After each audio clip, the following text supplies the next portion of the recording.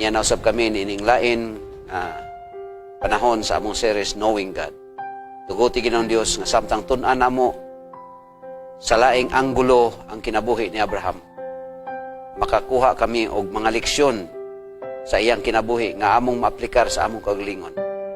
Aron nga magkinabuhi kami sumala sa imong kapuputon. Ang balaang espiritu makig-uban kanamong tanan.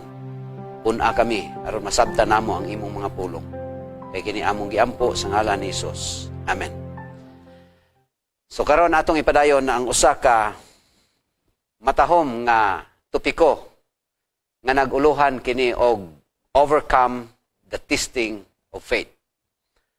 Ang pagkahibalo sa Dios, knowing God, is to overcome the testing of faith. Tungod kay dunay mga panahon sa atong kinabuhi, bisan kun kita naa diha sa pagpangalagad sa Dios, apan dunay mga pagsulay, dunay mga kalisdanan nga atong magian, samtang kita nagalagad diha sa Dios. Ang Genesis 12:11, nagasulti dinhi mahitungod sa kasinatian ni Abraham sa dihang didto na siya sa dapit diin gibutang siya sa Dios sa Kanaan nga mao ang mahimo niyang panulundon alang usab sa iyang mga kaliwatan.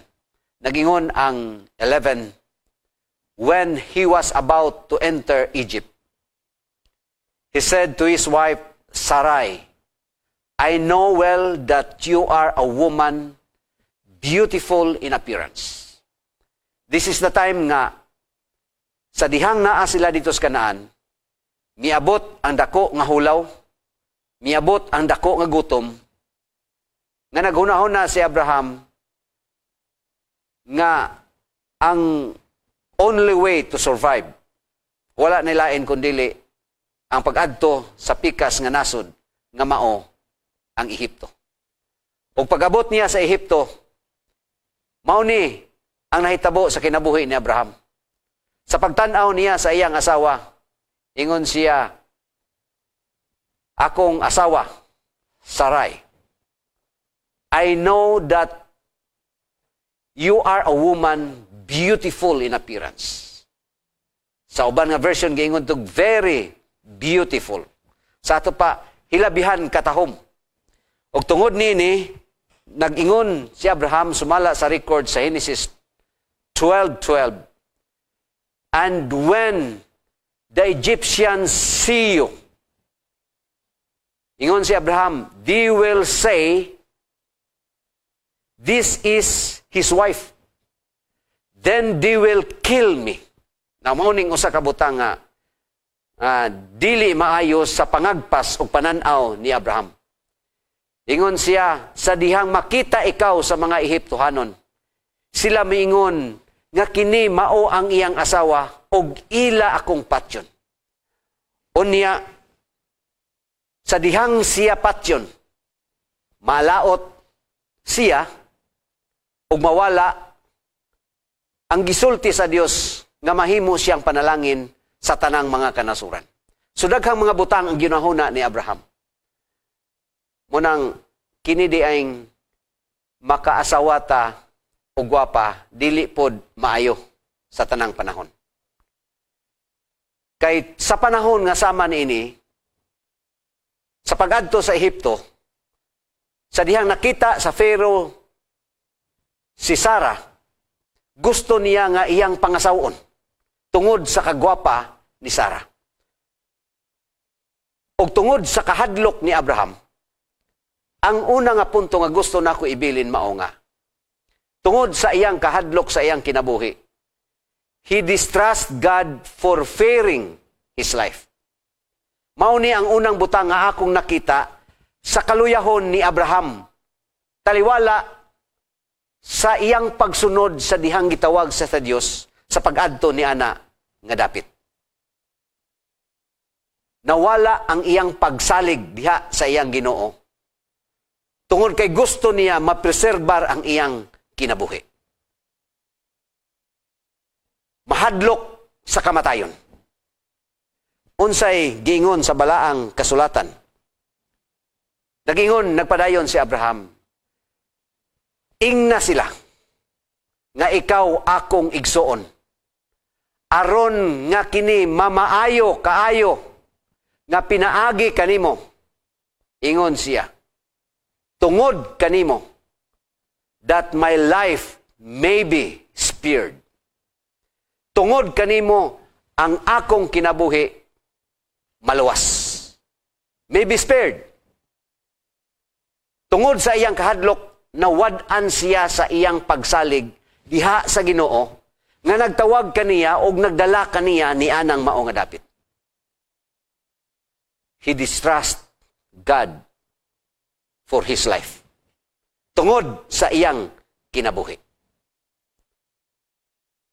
Unsa man ang gihimo ni Abraham sa dihang iyang giingon nga kini akong asawa.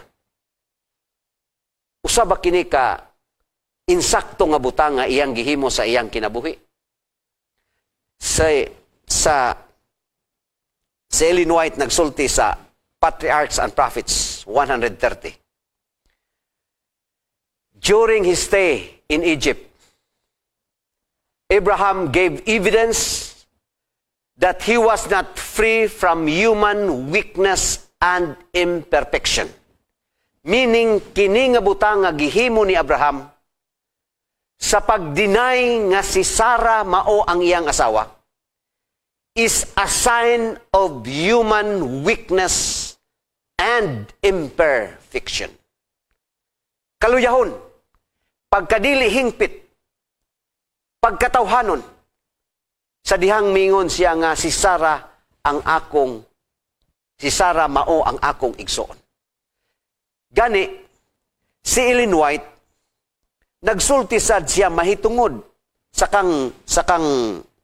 sa gihimo ni Abraham. Nagingon siya, he reasoned that he was not guilty of falsehood and representing Sarah as his sister. Nga naman, nagunahuna si Abraham nga okay ra ni. Nga ako kang ingnon nga akong igsuon. Kaya ang tinuod, igsuon mangyud pod sila sa amahan. Bisag dili sila pareha og inahan, pero igsuon sila. Isa okay ra ni, gamay ra kay ni nga problema. Kaya ang tinuod, igsuon mangyud ta. So nagunahuna si Abraham nga dili siya guilty sa sala nga pagpamakak. Apan, ang prinsipyo sa Biblia, mga kaigsunan, nagasulti nga siya napakyas ug nakasala at tubangan sa iyang Diyos. He distrust God because of his life. So doon ay mga higayon sa atong kinabuhi, sa atong pagpangalagad. Usahay, mao kini ang butang, ang mga hinungdan, nganong daghan sa mga tao, dili makahimo sa pag-alagad sa Dios sa kahadlok nga base kumawad-an sila og daghang mga butang sa ilang kinabuhi.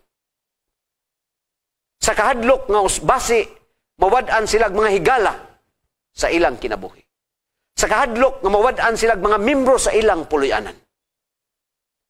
Ug tungod ni ana, mahimo nato ang pagsulti sa mga butang nga dili tinuod tungod sa atong mga kahadlok ug atong mga kabalaka.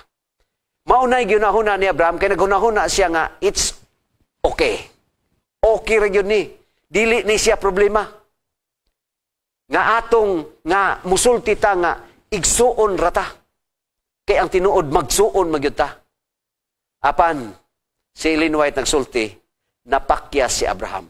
Within fact, nagpadayon si Ellen White sa iyang sinulat, through Abraham's lack of faith, Sarah was placed in a great peril.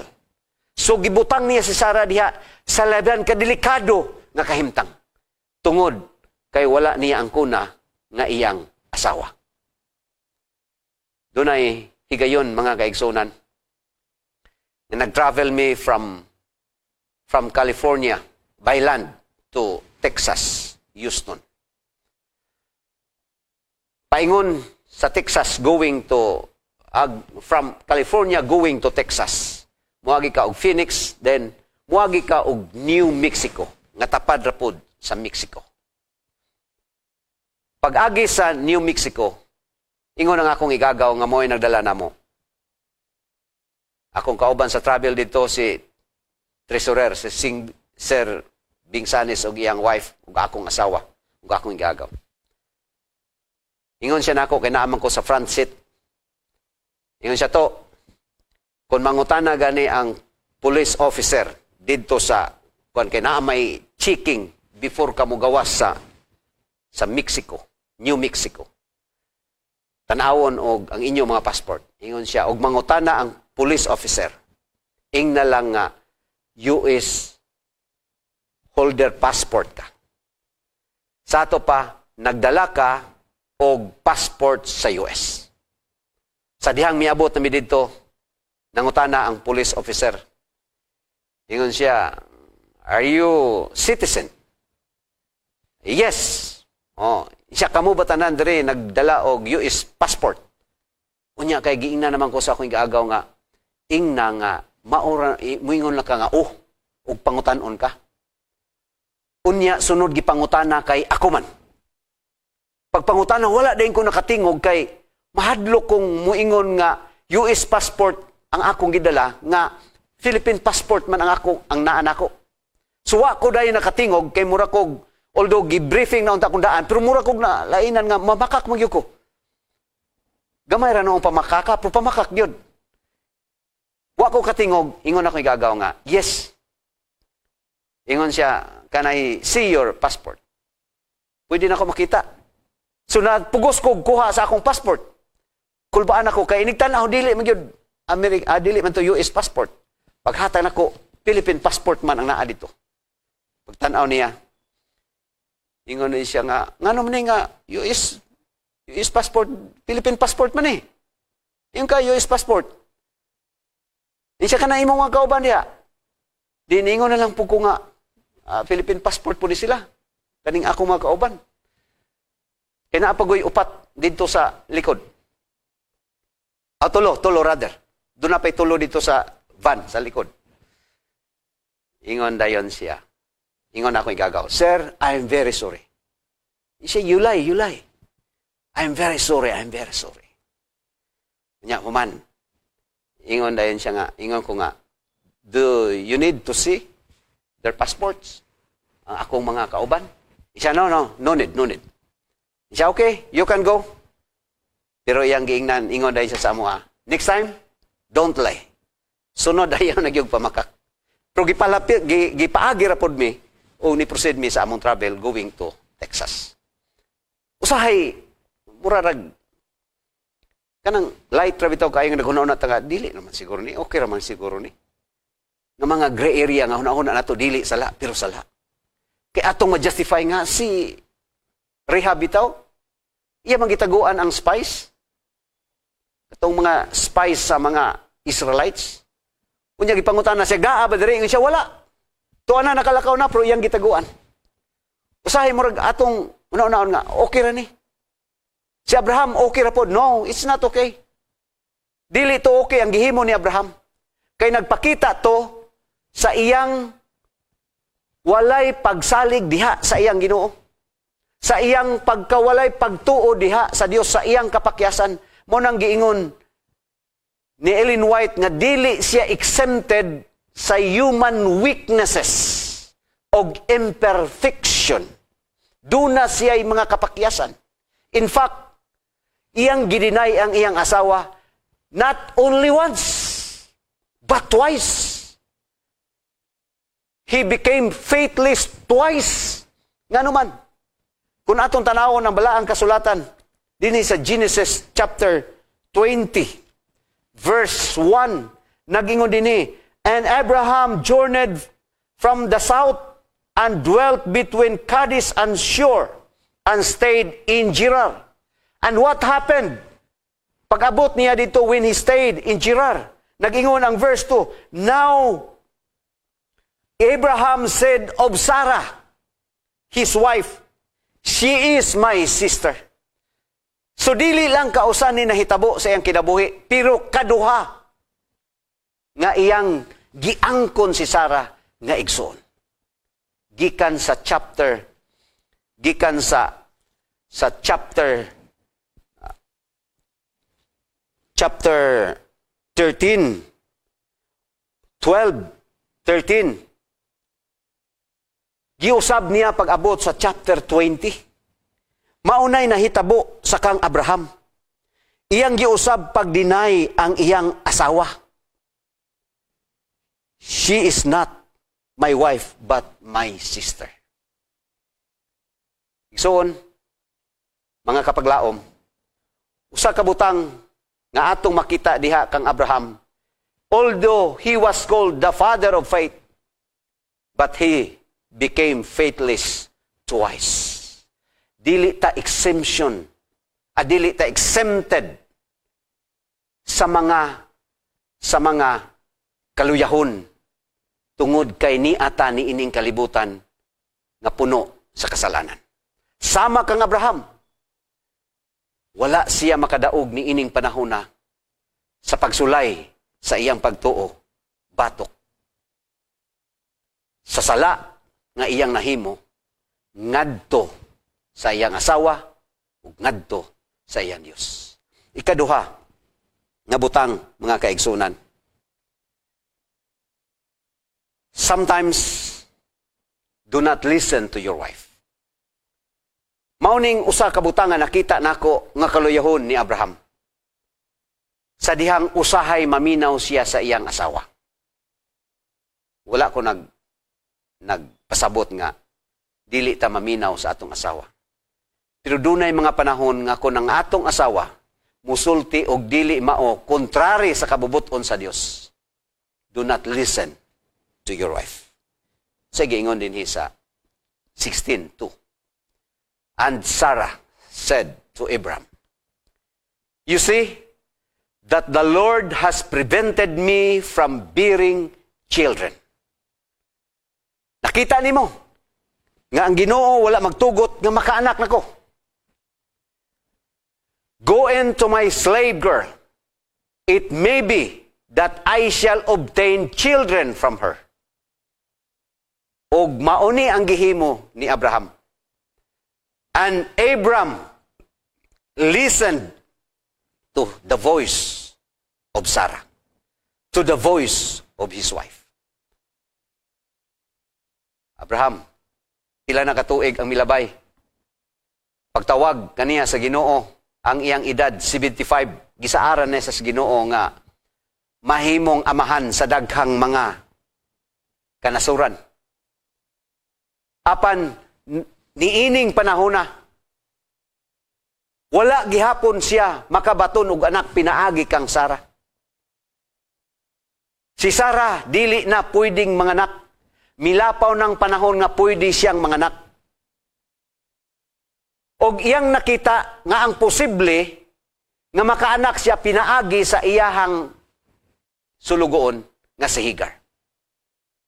Sa unang panahon, sama sa atong panahon karon, legal lang gihapon ang pag-adapt og mga bata. Nga mahimong manununod sa imong katigayunan.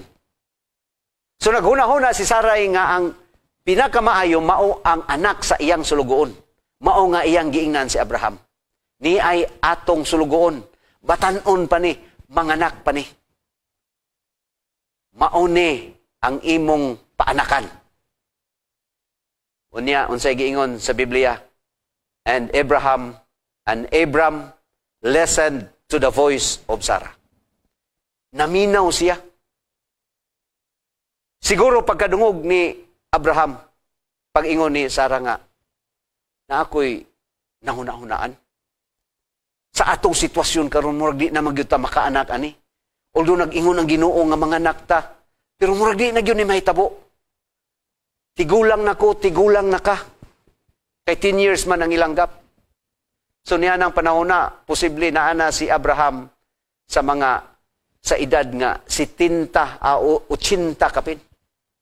So si Sarah naana po sa 60 kapin. Ingon siya, dulgi si Hagar. Ambot og ningon pa ba si Abraham kang Sarah nga, pag-sure ba? Ilabi na nga, batan-on si Hagar, i-compare ni mo kang Sarah. Pero dili po sa yun, sa kang Abraham. Kay pwede naman niya ma-justify kay gisugo man siya sa iyang asawa. Uban gani mga bana, wa gani sugo sa asawa, nangita gani ang dahil katabang, usahay apilon maganing katabang.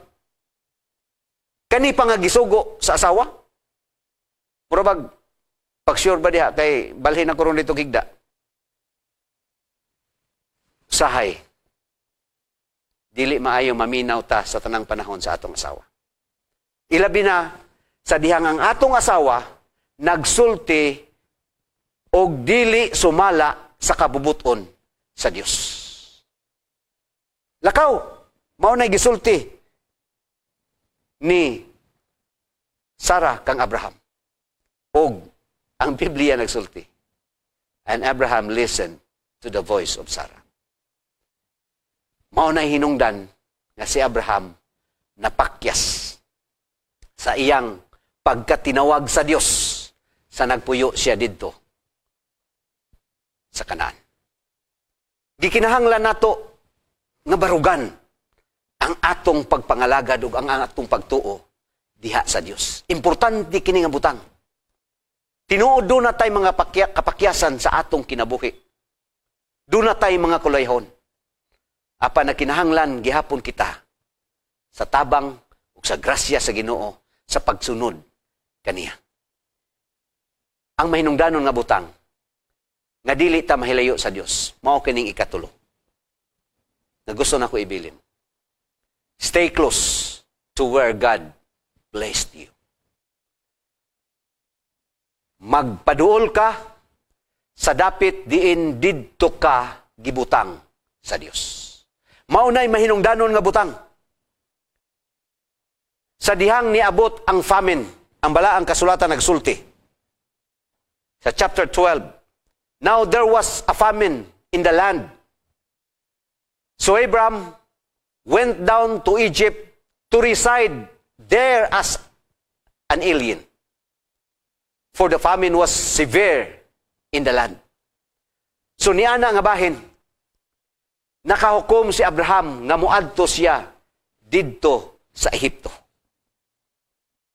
Tungod kay ang nianang panahona, hilabihan ang kagutom. Si Ellen White, nagsulti siya. To escape the famine, he went down into Egypt. Of course, dito man siya sa Ehipto, kaya dito man nahitabo nga iyang gidinay ang iyang asawa nga si Sarah. Niadto siya sa katarungan nga gusto siyang mabuhi. Og tungod sa kahadlok nga basig mamatay siya, gidinay niya ang iyang asawa. Ingon siya ako ng igsuon. Ang katarungan nga miadto siya because he want to survive. Gusto siyang mabuhi ni anang dapita. So miadto siya dito sa Ehipto. Nganong ang Ehipto man mao iyang gipili, ingon si Ellen White. He did not forsake Canaan. Sa iyang pag-adto sa Ehipto, mao niya nakanindot sa kinabuhi ni Abraham. Kay nagpabilin siya sa dapit diin gibutang siya sa Dios. Wala kaayo siya nagpalayo. He did not forsake Canaan, or in his extremity turn back to the Chaldean land from which he came. Nga pwede ra unta siya pag-abot sa gutom, duna na siya katarungan nga Ginoo, di na ginako ni makaya. Gutom na gyud kay dinhi. Muuli, mubalik na gyud ko dito sa ako yuta sa akong ginikanan didto sa haran. Wa nay makaon dinhi nga naman didto sa haran, walay gutom dito. Naay daghang pagkaon dito. Sumubalik ko dito. Pwede unta na himuon ni Abraham. Pero gipili niya ang Ehipto nga duol sa Kanaan. Nga naman, kay wala niya totally gi-abandon ang Kanaan kay maunang dapit nga gipili sa Dios nga iyang mahimong pulianan. Sa atong gitun-an sa miaging gabi nga kanang dapita alang kang Abraham maunay pinaka malipayon nga dapit tungod kay ang Dios nagbutang kaniya ni anang mao nga dapit. Mao nga sa dihang miabot ang gutom, milakaw si Abraham, pero didto ra siya sa Ehipto. Nagpadayon si Ellen White nga nag-ingon, but he sought a temporary refuge as near as possible to the land of promise. Sa ato pa, mipalayo siya, pero as much as possible, dili ra gyud kaayo layo. Nga naman, intending shortly to return where God has blessed him. Kay nagunahuna siyang, nga mubalik gyud siya ni ining nga dapit, kay mauning dapita, gitawag siya sa Dios. Although napakya siya ni ining panahon na kinawad-an siya sa iyang pagtuo diha sa iyang Ginoo, nga mo-survive siya without going out from Canaan. Kay mao man niyang una-una, kung magpabilin ko din ni mamatay, pero kung nagsalig siya sa Ginoo, ang Ginoo maghimog mga milagro, unsaon niya pag-survive. Within fact, si Elijah, panahon sa gutom, didto sa bukid, ni-survive siya.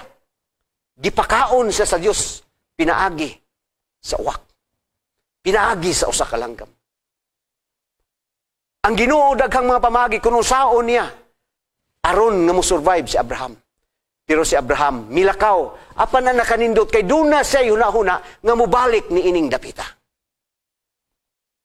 Inumdum ko sa gamay pa ko. Ingon akong papa, isya ka ng yuta diha nga silingan nato. Duha katag iya. Ingon siya, sa una, yuta na sa imong lolo. Ako nga nung naabot man na nila. Ingon siya, pag-abot na mo dinhi ni adtong panahon na lasang pa ni. Unya niabot ang panahon nga nagdaot ang akong apuhan. Nga naghuna-huna siyang mamatay siya dito, di siya mahawa. Gikan man sila sa panay. Ang nahitabo, iyang gibaligya kadtong mga yutaa, mga 4 ka ektarya.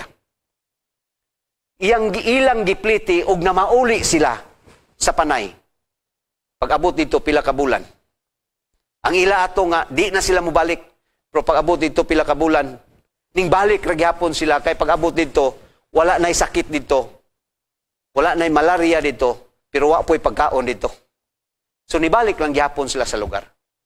Kining case ni Abraham, ang iyang pagpuyo sa Ehipto, temporary lang. Mao nang Egypt ra ang iyang gipili, kay duol ra, kay mubalik siya dito sa yuta kay gigsaad niya. Unang sa atong pagpangalagad, kung dunay mga pakyasan, dunay mga panahon nga mopalayo tag sa Ginoo, di lang gyud ta kaayo magpalayo, ug layo kaayo, nga dili na ta pwede mobalik. Nga dili na ta pwede mahibalik. Say magunaon nata nga si Pedro, kawagi ayo ni Pedro kay iyang gidinay si Ginoong Hesus. Unya madungog natong mga magwawali nga nag-ingon nga unsaon manggod nga si Pedro, kung atong tanawon ng record sa balaang kasulatan sa chapter 22 sa Matthew, sa chapter 18 sa John, unsaon manggod nga si Pedro nagdistansya man siya gikan sa iyang Dios. Didistansya siya. Mo'y hinungdan nga iyang gidinay si Ginoong Hesus. Abi ninyo mga kaigsunan, akong natanaw nga mas maayo ragyod nga wala si Pedro mikalagiw og midistansya lang siya gikan kang Ginoong Hesus. Kaysa dihang didistansya lang siya, nahibalik siya diha sa Ginoo. Sa dihang nakita niya ang Ginoo nga mitanaw kaniya, human niya gilimod. Nagmahay o basol si Pedro. Ug mao to'y hinungdan sa iyang pagbalik, sa iyang pagtuo diha kang Ginoong Hesus. Ug nagpakamatay siya sa iyang pagtuo. Mao ni ang gihimo ni Abraham. Niadto siya sa Ehipto. Sa una-una nga mobalik siya ni nga dapit. Kay alang kaniya, ang Kanaan mo'y pinakanindot nga dapit nga gipili sa Dios. Kay mauni nga dapit nga gitawag siya gikan sa haran. Sa pag-anhi ni nga dapit, kay mauni ang gihatag sa Dios nga iyang panalondon. Ang Dios magpanalangin kanato. Magampo ta. Amahan nga balaan. Salamat ni ining taknaa na ikaw nakig-uban kanamo. Salamat sa mga mensahe sa kinabuhi ni Abraham. Na sa among pagpangalagad dunay mga panahon nga maabot kanamo ang mga pagsulay sa among kinabuhi. Apan tuguti Ginoong Dios nga dili unta kami mupalayo gikan kanimo. Apan mudistansya lang o gamay aron kami mahibalik diha sa imong sabakan. Aron mahibalik kami diha sa among pagpangalaga diha kanimo. Tungod kay mao ka na ang hinungdan nganong ikaw nagatawag kanamo. Aron kami makaila kanimo, aron kami makaalagad kanimo, aron kami mahimong panalangin sa imong buhat ug maandam sa duol nimo nga pagbalik. Salamat Ginoong Dios sa Balaang Espiritu nga maggiya sa among kinabuhi sa tanang panahon. Kay kini among giampo sa ngalan ni Jesus. Amen.